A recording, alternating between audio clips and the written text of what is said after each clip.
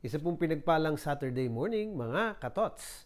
Lapit ng Pasko at ngayon pong Sabado ng umaga ang ating magiging simpleng tanong, ano kayang mangyayari? Ano kayang mangyayari? Ang ating ebanghelyo hinango pa rin kay San Lucas, Kabanata 1, mga talata 57 hanggang 66 ay patungkol po sa panganganak na kay San Juan Bautista. At yan na, yung pagharap ng gusto ng tao sa gusto ng Diyos. Ang gusto ng magulang, si Santa Elizabeth, ang gusto niya, ang pangalan sa bata ay Juan. Ang gusto ng mga meron ay Zacarias o isa sa mga kamag-anak nila. At diyan na, nagtatalo-talo na hanggang sa mismong si Zacarias na nagsabi, isinulat na ang pangalan dapat ng bata ay Juan. Kita nyo? Sa karanasan natin, there are moments that maghaharap ang gusto ng tao sa gusto ng Diyos. And if we want to see amazing things, if we want to see the grace of God na working its miracles and its, sabi nga ay, mga kamangha-manghang gagawin, yan. Kailangan ang kalooban ng Diyos ang masusunod. Because as far as I know, God has always a better plan than any of us. God has already planned everything even before us. Isipin nyo mabuti, kung planado na ng Diyos at planchado na, ika nga nila, tapos isisingit naman natin yung atin at ating ihihilahin papunta doon sa gusto natin, at tingin nyo nangyayari.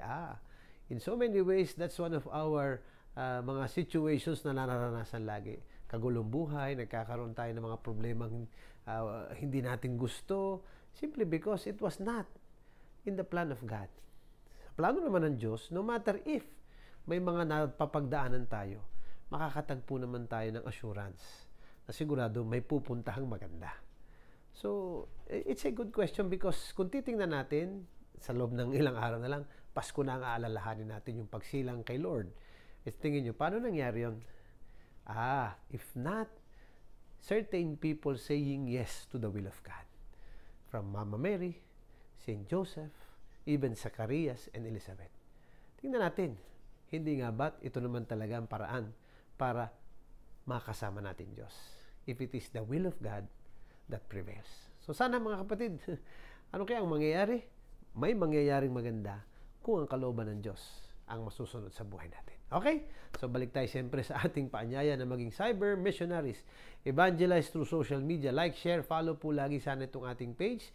Instagram natin at Thought for the Day. YouTube channel natin at TFTD Blessed and Blessing at ang ating TikTok at Thought for the Day. Pagbati pa rin natin na happy birthday kay Vicky Hardeleza, kay Ate Gemma Handuzay, kay Bernadette Agripa, kay Dory Torres, kay Kini Marquez, kay Rom Jester de la Torre, kay Debbie Insyong, kay Tita Edith Manguera, happy birthday. So sa inyong lahat, blessings po sa special day ninyong ito. At syempre po, patuloy yung paghiling natin ng prayers para sa lahat po ng may mga pangangailangan ng panalangin na ito. At syempre, para sila'y manatiling matatag at malakas ang mga pagkatao at kaluluwa, lalo na sa gitna ng mga pagsubok at mga karamdaman. At syempre, patuloy pa rin ang paghiling natin ng kapayapaan sa mga lugar na may mga sigalot.